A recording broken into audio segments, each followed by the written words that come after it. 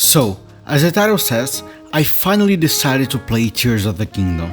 I've been a Zelda fan since I was 11 years old. Before that, I always found the game truly awesome. But it was when I was 11 years old that I finally played Ocarina of Time on my smartphone and had a banger with everything I was playing. I was playing as a boy with a sword and a shield, ready to explore and have an adventure, while everyone was only interested in Minecraft. Minecraft is alive for 3 generations until now. I was there trying to understand an old game on an older console system. Less than 10 years later, with a few days to my 20s, I played what brought this feeling again into my soul: Breath of the Wild. In a lot of ways, I do think Breath of the Wild is the Ocarina of Time of its time. A vast world, a way to introduce you to side quests with a bit of information here and there that could lead me anywhere, and I always felt rewarded for my exploration. Someone talked about another one? Pay attention, because you may or may not meet this person on your journey. Feeling lost in a wood that puts you back at the beginning when you go down the wrong path? Pay attention to the wind on your torch that can give you a better direction. Everything, the story, the characters, the visuals, it all grew inside of me. And I have a special bond with this game. When I first played it, I bought both games, but when I finished Breath of the Wild and did everything the game could offer except for their almost 1000 Koroks, I felt that I needed to give Tears of the Kingdom its proper time to feel everything again, but better. And here I am, 1 year later, 21 years old and already married, a different man, a much more mature person and Christian, but ready to have a throwback to the most fantastic world I ever explored. Would Tears of the Kingdom hit me the same way as Breath did? Would it be better? Well, the answer is still a mystery. But in today's video, I'm ready to start this journey and put my first impressions, and later my mid-journey impressions, and why not, my finally post-game impressions, with a full review after doing everything and say what this game meant to me. Ladies and gentlemen, welcome to Ricouts. And today I'm going to share with you, if you're interested, my first 5 hours of Tears of the Kingdom. The good points, the weird ones, the difficulties, and the bad ones too. As I said, I played 5 hours, so my purest impressions will be in this video, even if I play more before launch to the public. The opening scene of the game, the sounds, the terror, and the way the game tries to warn you that something big will happen are Nintendo's peak game direction. Not just because we can play as Link again in a much better suited costume, but because I felt weird all the time. Even when Zelda was happy and explaining what happened, somehow I felt discomfort that what she was saying wasn't necessarily good. And that could be only my emotion while watching this scene, but right after I understood that everything was going downhill with one of the most terrifying looking monsters in video game history, Ganondorf's appearance. The way he destroyed not only Link's sword but his arm too, man, I'm ready to see a great villain here in this game. I don't expect less than this from Nintendo. I'm not okay with them giving me this scene and throwing me a Far Cry basic experience that is, did you like this villain right from the start? Good, because you only see him again in the final mission. Good luck, and don't forget to hype our next game that will do the same with your expectations. I want to see more of him. I don't expect a lot, but come on, give me something great. Do something amazing with this character. After this great beginning, Zelda has disappeared and we have a nice cool Zonai arm from the cool guy that happens to have the same name as the first Hyrule King. There's definitely more to it. And of course, the magic moment of your first skydive is as iconic as the first leap of faith in an Assassin's Creed game. I don't play Zelda games solely for their story told, but I play them because of the story and the gameplay.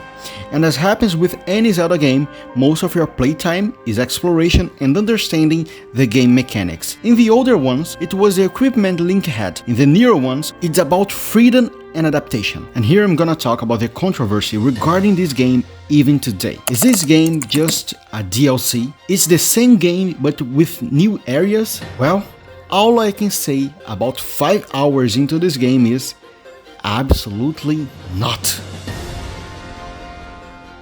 First of all, I need to set a base point for my argument from now on, and the base point is my understanding of the first game. Breath of the Wild was, to me, a game about conquering the wasteland around you, conquering Hyrule, trying to survive, trying to climb, and being knocked down by the rain. The world was there for you, but wasn't made by you. If you wanted to cross to the other side, you could cut down a tree and use it to cross. Or, at best, you could create a wind by attaching fire to the grass so you could fly. And that's it. No, I'm not mentioning people that found a way to bug the game and fly across all Hyrule because I don't have any idea of how to do that. In Tears of the Kingdom, the world was already conquered, and now you need to create around the world to adapt it to you. The ascend mechanic, the fuse mechanic, the attach mechanic, everything here is for you to change everything around you if you want to. Similar to what Death Stranding did, but in a different path of creative choices.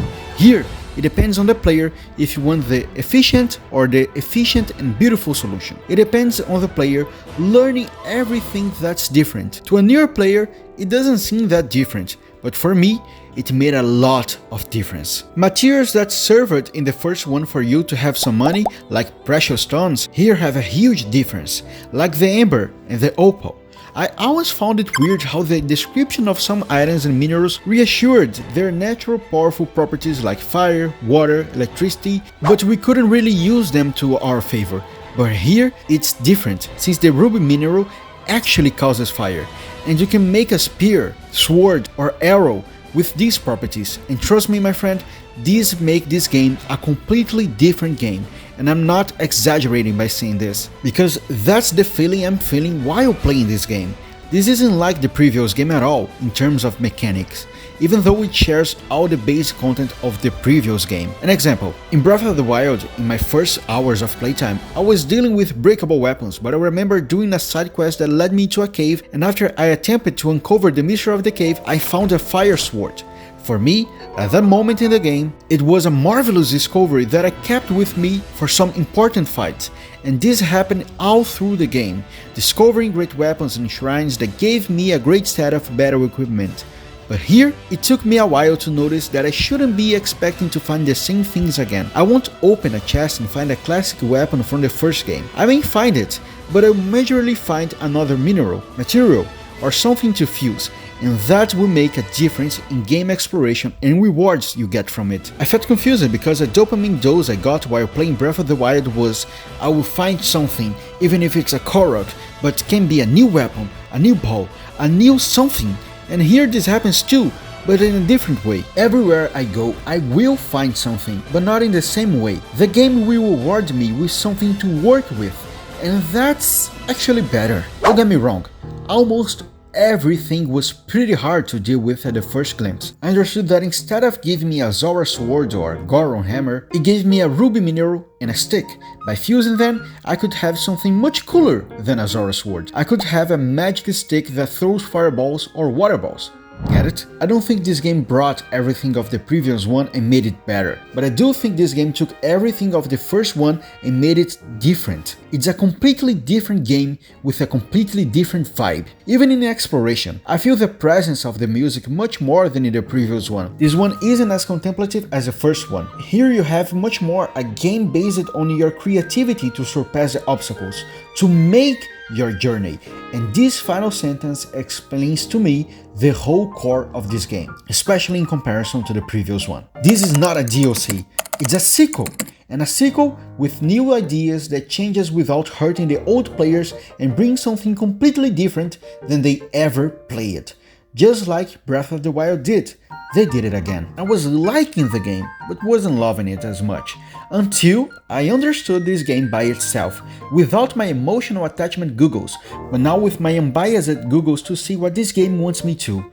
And when I did it, I started enjoying it much more than before. And actually, after exploring the caves and the underground, I don't see any reason for why this game won't surpass the first one to me. This game is brilliant, and sometimes too brilliant for my little mind. Remember what I said about its difficulty? It wasn't much about the enemies of the game, because if you play the DLCs from the first one and Master Quest, you know what hell in Zelda games really means. The game surely is harder than the first one, but where I found the game working against me was in its puzzles. I loved the shrines, and I took time to comprehend this game's shrines, and after a while playing this game, I understand that even though this game doesn't have, as far as I'm concerned, the same focus on shrines that the first one had, this game makes a brilliant puzzle experience with its new shrines. but I'm dumb sometimes. In BOTW, the shrines were basically a place to use the game mechanics, but more of a logical mechanic with the set piece the game gives to you. This concept remains here, but what happened to me was the physics application this game has, and that's why I feel so dumb until now. Sometimes I felt like dealing with a math problem to solve a dungeon puzzle, specifically this one called Mayashin Shrine, was too hard to understand at first, and I had to seek a YouTube video to solve it, which didn't happen as often in the first game. It's not a complaint. It really isn't, but it's a challenge for me because I'm not the type of person who likes to create things from zero. I'm the type of person that's creative with established things. And when I see folks on the internet building a lot of different things, I start to question if I'm ever going to play this game the right way. But that's the point. There isn't a right way to play.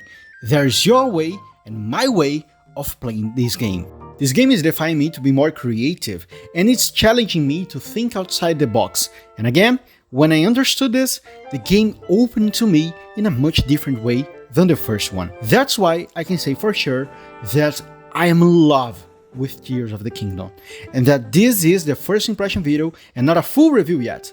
I've been playing Hyrule Warriors, Fire Emblem, and other games to bring a review to life, but while everything happens, I want to dive further and further into Tears of the Kingdom. But I do have some complaints to make here.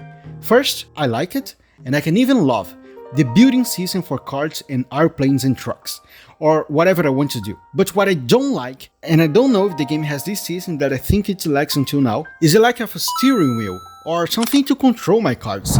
I love it when I understood that I could just use a wing to fly through Hyrule, and I do know that I can eat energizing things to give me more fuel to the season. And about this, is there any way to start an engine without having to tackle it? I found this a little janky sometimes. Back to what I was saying, the lack of a possible existence of a steering wheel, a control, made me wonder what the devs were thinking. Until now, I haven't found a stable to have a horse for myself because in the Lockout City, every time I tried, they say they're still building its stable, and when it's finished, I can register a horse there, and by this I get the devs wanting me to not play as another Breath of the Wild, but to explore the game mechanics for locomotion. But after building a cart with Hudson Constructions a few times, spending some minutes on it just to work in a single direction, I don't think that's the best way to give the player a sense of good locomotion. Yeah, you go quicker to the objectives if you do a cart or a wing, especially a wing, but when I thought about the time I spent doing the carts to activate them and stopping to put them in the right direction again,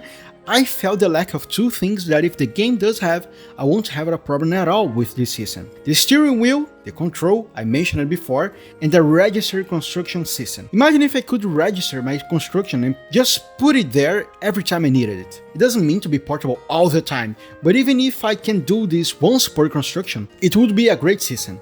I hope the devs saw this while developing the game and put it in the game, and I just need to find out. The other problem that I want to talk about is the well-known technical issues. The previous one wasn't a perfect jam in terms of frame rate, even on Switch we have a few drops, so it was expected to see this happen again in Tears, but the frequency of the frame drop is much more than the previous title, as far as I remember. Here, sometimes even in dock mode, I felt the game having trouble with simple things that other parts of the game hadn't had trouble with.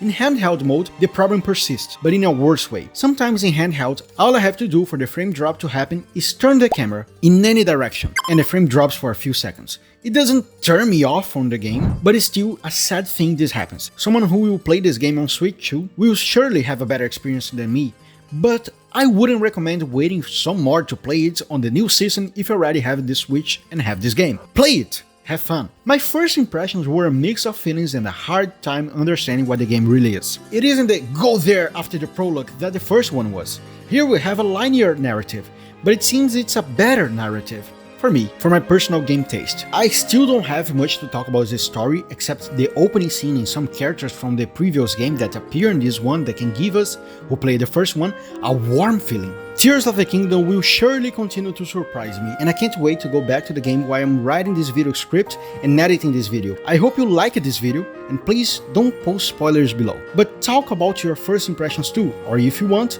you can talk about your review on the game overall. What does this game mean to you? I want to hear. For me, it can surpass my favorite game.